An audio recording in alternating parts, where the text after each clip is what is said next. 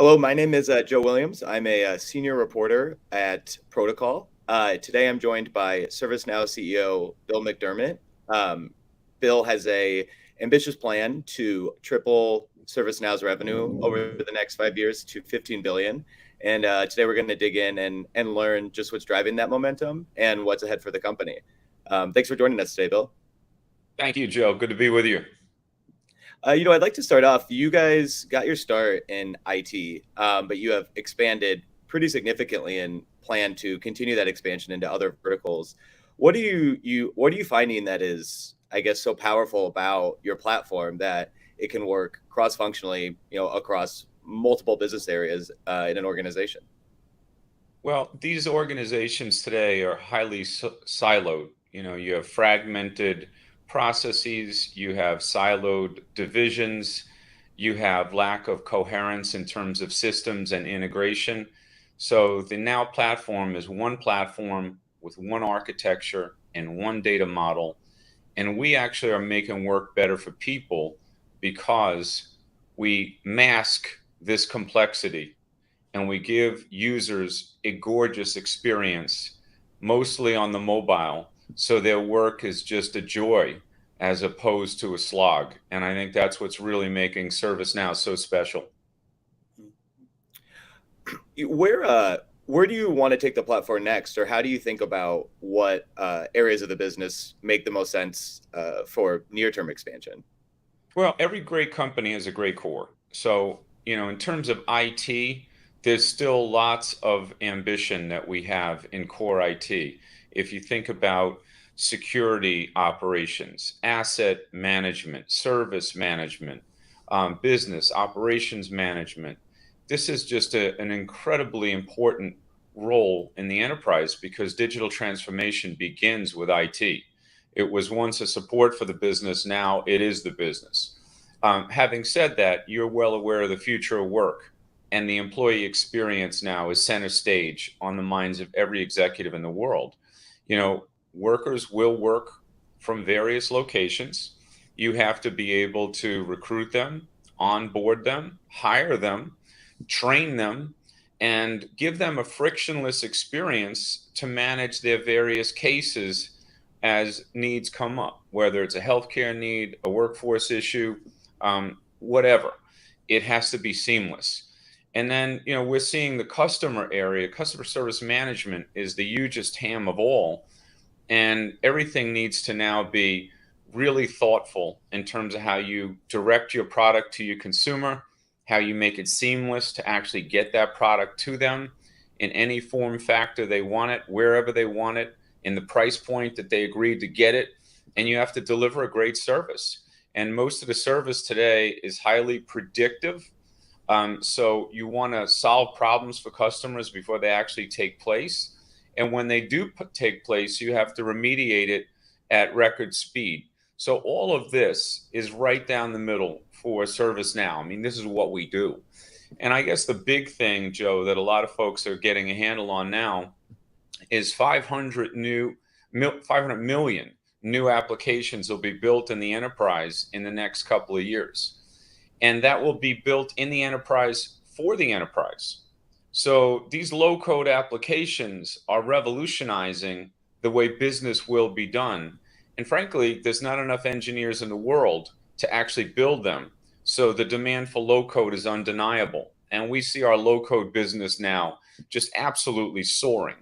And we're putting it all together. So from IT to employee to customer service to creator, we're owning the end-to-end value chain in enterprises all over the world.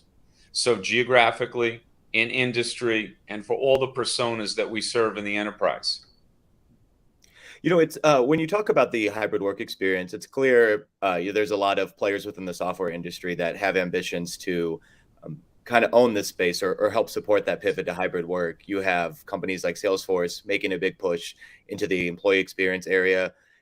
What do you think is unique about your strategy, or where do you think you stand out in a market that is getting increasingly crowded?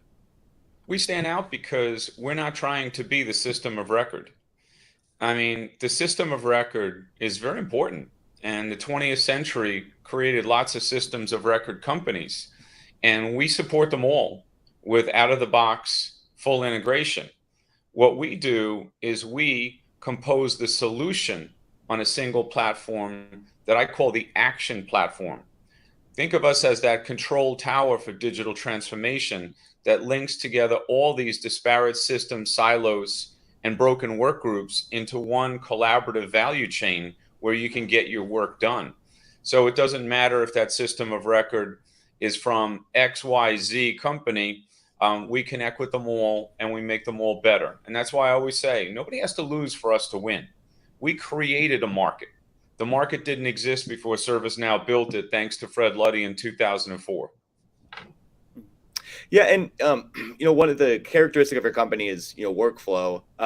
You're starting to see that word pop up all over the place with different companies, also trying to own that process. And I guess similar to last question, what do you see as distinct in how you guys might be managing workflows versus where other software companies might be trying to tackle different areas? Well, look, Joe, as you know, imitation is the greatest form of flattery. So, we love it that we've actually made workflow, the go-to verb in the enterprise. So we really like that. I'll give you an example of ESG. Today we made a bold move. I said about 6 months ago or so, we would put a product on the marketplace in ESG because, workflows that change the world are really differentiating. And according to recent studies, 88% of the investors out there agree that companies that prioritize ESG initiatives represent better long-term opportunities and returns than companies that don't. So we thought that was a pretty important thing to build. And we basically took global consumers and what they want. And they're nearly 5 times more likely to trust, buy, and champion and protect companies that have a strong ESG purpose, meaning those brands are actually mission critical and they want those brands to win. So today we announced a holistic ESG platform to take all of these fragmented islands of automation that exist in every company, and we give you a control tower to manage your ESG initiatives across the enterprise, whether that's diversity, inclusion, belonging, it's your sustainability and zero emission objectives, or you just want to have great goals around risk management and dashboards to make sure all the folks in the enterprise are doing everything they should to make you a winner. We are the only company in the world that has one holistic ESG platform now that was launched today in a press release, and we're partnering with great companies like KPMG to take this to the market globally. Joe, we're on fire with innovation. I mean, that's what we're doing. We are flying. And I'm so proud of this company. Today I'm in San Diego where we were founded. The employees are going wild here. We have all hands meetings. We have dinners scheduled with our team. We want to win. Yeah, the ESG is, of course, becoming a very important area for a lot of companies. What, though, do you think they're struggling with, or what problem do they have that the Salesforce or the ServiceNow platform will solve?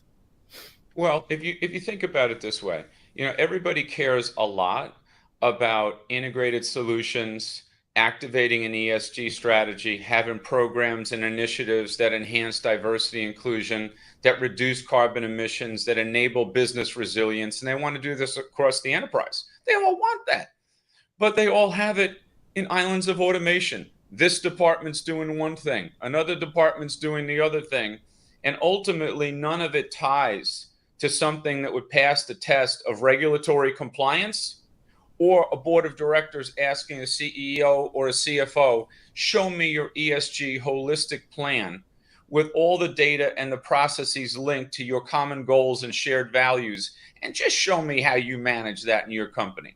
Because I want to see that in a snapshot. We got it.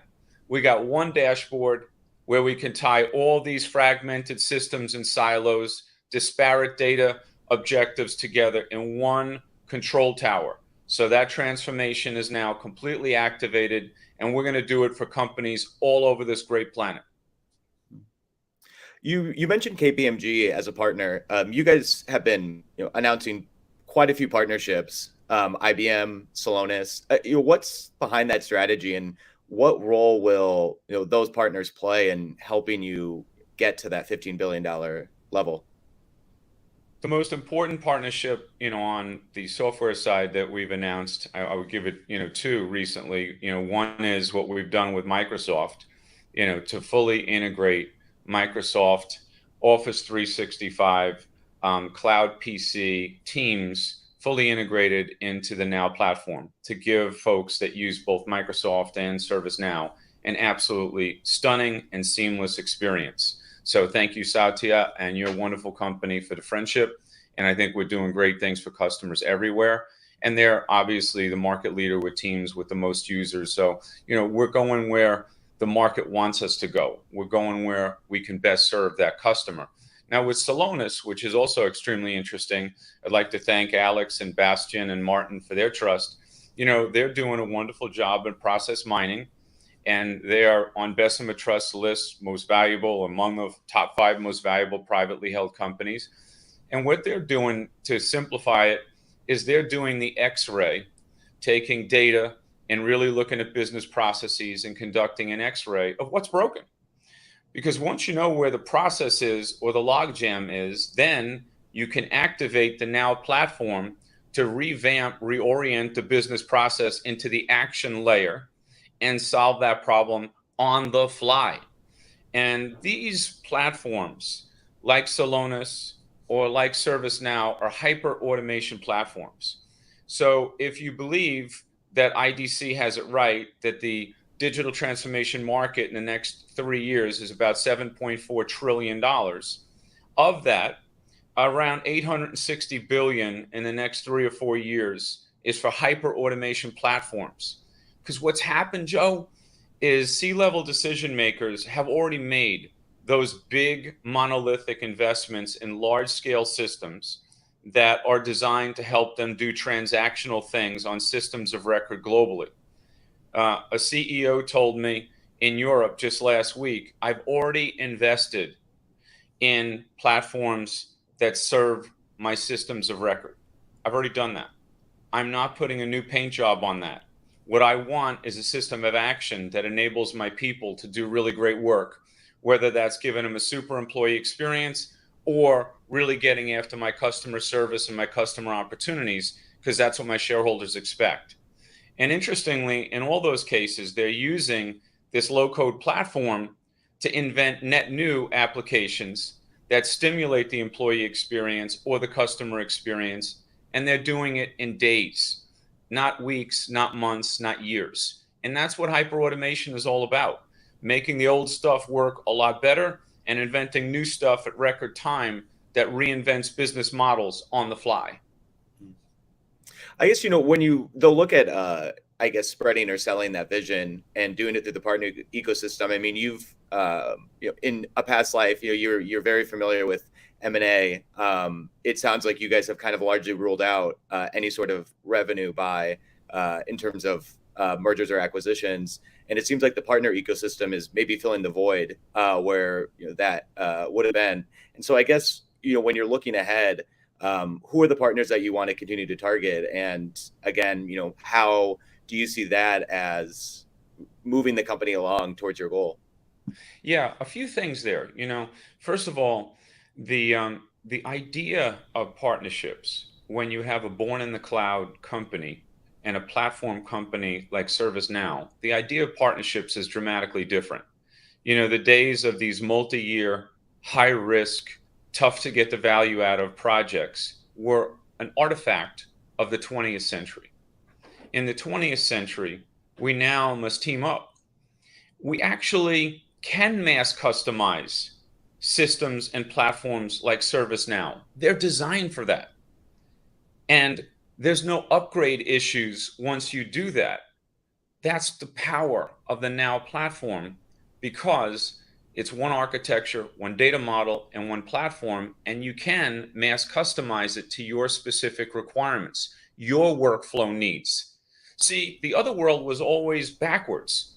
Somebody shrink wraps something, ships it, and then lots of consultants have to revise it because it doesn't meet the process needs of the customer. In our case, you can mass customize it right out of the box, and there's no problem with that. because it's in the cloud. And anytime you go through an upgrade cycle, and we do 2 major upgrades a year, we're on quality, we're on time, and anything that you built into the system before the upgrade still stands. So see how simple it is? And that's what the customers want. So all the global partners that we've talked about many times, whether it is the Deloittes or the Accentures or the EYs or the KPMGs or the IBMs on the services side, these are all very large global partners, and they're all very, very close to us, and they're all building multi-billion businesses on the Now platform. And in India, all the well-known Indian companies are now jumping in with us. Companies like Tata are making new commitments to ServiceNow. So it's just super, super exciting. And now you see great, tech companies also leaning in, because we're one of the platforms that has become a global standard. And it was hard work getting here. So all credit to our great engineers. We don't have to buy companies because we have so much organic innovation. We're so on fire with that. There's no real point to trying to slow ourselves down by getting someone else's, because our story is unbridled in terms of its potential to 15 billion plus and beyond. And yeah, you mentioned your partnership with Microsoft. It's kind of been compared sometimes to a partnership between Salesforce and AWS. And I'm curious whether you see, some sort of bifurcation in terms of creating, the ServiceNow Microsoft ecosystem versus that ecosystem, and whether there's, a competition or some sort of race to build out, that partnership within your ecosystem in a way that would, maybe persuade customers to stay in, the Microsoft ServiceNow world. Yeah, I think that, look, some companies do work more closely together than others, that those relationships form multi-year friendships and lots of trust that gets built. There's no question about that. But I've always said that we are the platform of the other platforms. We are the control tower for digital transformation. And I was recently with one of the largest telco companies in the world and the CEO, and they're moving workloads to, of course, Azure, but AWS and GCP, Google Cloud Platform. And they're using ServiceNow as that control tower to move those workloads in a highly secure way, where they can track and trace all those movements, which has a business resilience upside, but it also has a security upside. So everything is done in a highly secure manner. So we are open to everybody. And we really, really believe that nobody has to lose for us to win, including some of the companies that are, very often featured in the media as competitors to ServiceNow. Again, we created a market. Our market's our market. Their market's their market. We want to help them do well also, because if they adopt the Now platform, it's just going to make their solutions look more beautiful. It's going to tie together these disparate systems and silos. And underneath it all, it's going to protect their cloud revenue, because they'll be able to retain happy customers a lot better than going against the tide of this hyper automation juggernaut called ServiceNow. Yeah, and when you talk about that the single data platform and the power of that, you are seeing a lot of systems of record companies try to move in that direction. You see SAP, trying to platform, on one. You see Salesforce, opening itself up. And I guess, what do you think will be the difficulty that those systems of records might have in trying to move up towards your space and kind of create that same unified data model? Well, I think they're all very fine companies, and they didn't get to be as big as they got to be and have as many employees as they have and serve as many customers as they had if they weren't fine companies. It's just that what they tend to do is they do what they do well, and they do it well. But you could be an ERP company, you could be a CRM company, you could be an HCM company, but what we do is all of it. We actually are the hyper automation action layer that resides above those platforms. So when you have to collaborate and unify a business process across those platforms, that's where ServiceNow really shines. So for example, if you look at my iPhone, I run my entire life on the ServiceNow platform. We have wonderful platforms in our company that include platforms like SAP and like Workday and others, but I don't see them. They're Mhm. there, they're doing important things, but the ServiceNow platform resides above them. So all 16,000 of our employees do all their work on ServiceNow. And we tie all of our teammates together on ServiceNow. And everything is a connected process. Everything has a closed loop way of managing what decisions you made, who was involved in the decision making path. How can I go back to something I did 3 months ago and say, hey, what was that again? I do a little search. Oh, yeah, it was this company, this CEO. Perfect. How did we close out that action? Oh, yep. The Now platform says you closed out that action. I want to give them a call anyway, get them on the line. This at record pace. And I think that is what all companies really want. Mhm. When you're talking about moving outside of IT, switching gears a little bit, how have you seen or how have you benefited from the expanding role that IT is playing within organizations, given you're very well known within that audience? Yeah, I think the power has gone back to the CIO. The CIO, the chief technical officer, the chief digital officer. These are the individuals with real system content, real grit, a real deep understanding around how to keep things secure, how to manage assets, how to provide service back to the business, which is really a day to day, minute to minute activity, how to run operations in a coherent way where I can observe what's going on in development and tie it to the cash register at point of sale if I'm a retailer. And I can look at that whole value chain, no matter what title I have in the company, to see how things are actually coming together. Are my products actually getting to the customer? And then there's cases like supply chain. You know, we have manufacturers now, especially around this wonderful world where container ships are sitting off the port here in California and they're just all lined up. And that's because we have a dislocation in the supply chain. But we have companies in various industries that are using us to connect IoT, which is happening as a service methodology to the customer, back into the integrated supply chain where they're refining the number of suppliers that they have and they're reorienting on the fly the supply chain itself to get the products, to get the services into the pipe so ultimately they can make the sale or provide the service. And ServiceNow is front and center in that. Whether it's a global manufacturer in the auto industry in Germany or it's a healthcare provider somewhere in Minnesota, I mean, we're involved in it all. Mhm. Yeah, on the manufacturing product that you guys launched this year, you partnered with Siemens on that Yes. announcement. Is that something that we can expect, as you progress into these different verticals, that you will partner with whatever maybe industry leading company as a go-to-market strategy? 100%. With Siemens Energy, for example, they work with us to bridge cybersecurity analysts and plant operations to respond to threats so they don't have any downtime. That's a partnership.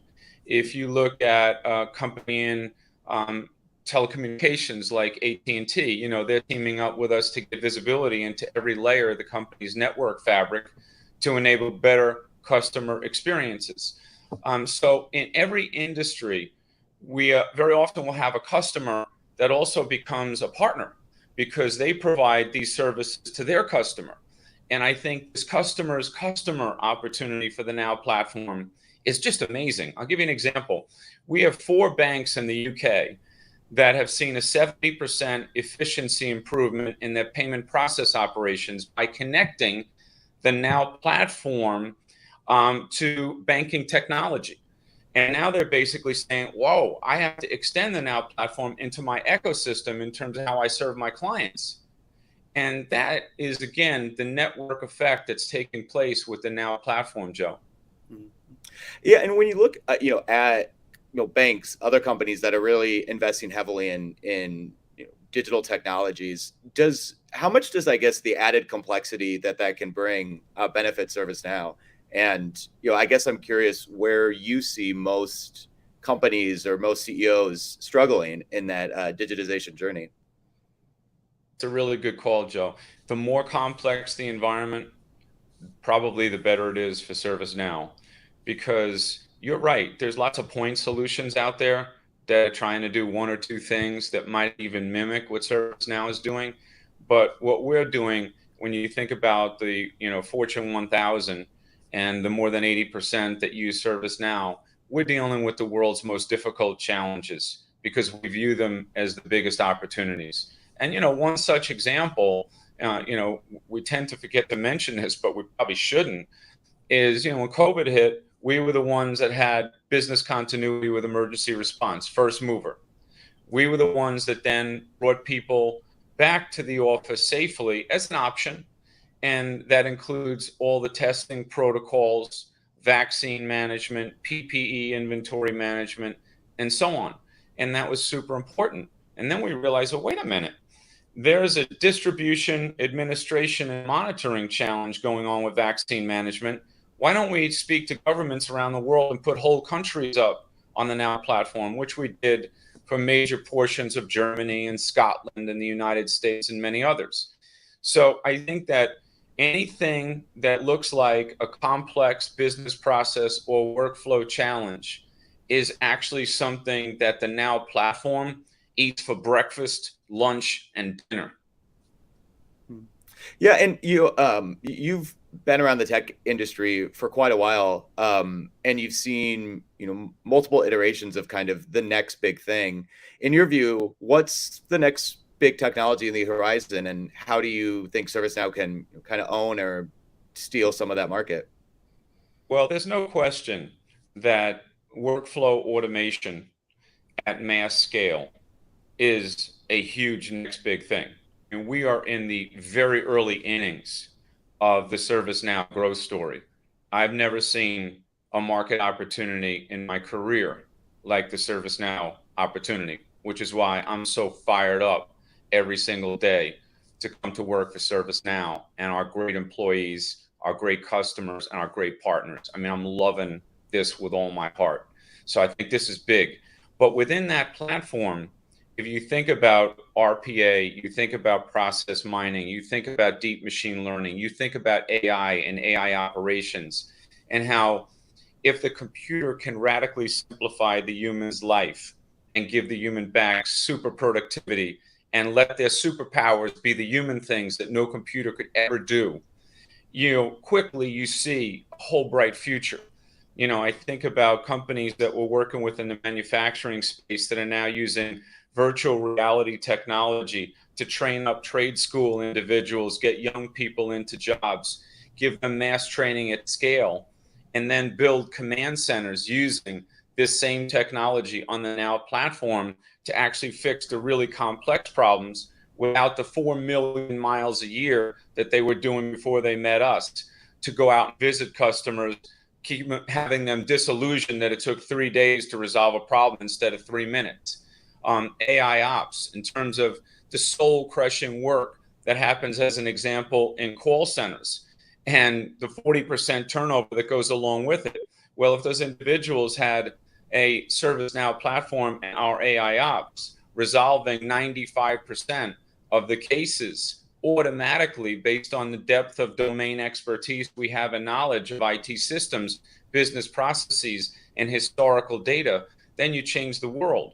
Or companies trying to invent a service model saying, oh, if I could do IoT and have a chip in my boxes on my fleet connected to the Now platform, we actually wouldn't need people to go out and fix things. It would all be done remotely on the fly, and actually computers could fix most of it with robotics before the problem ever occurred. We're in a whole new world, and we have to get into it with a platform that has that scalability.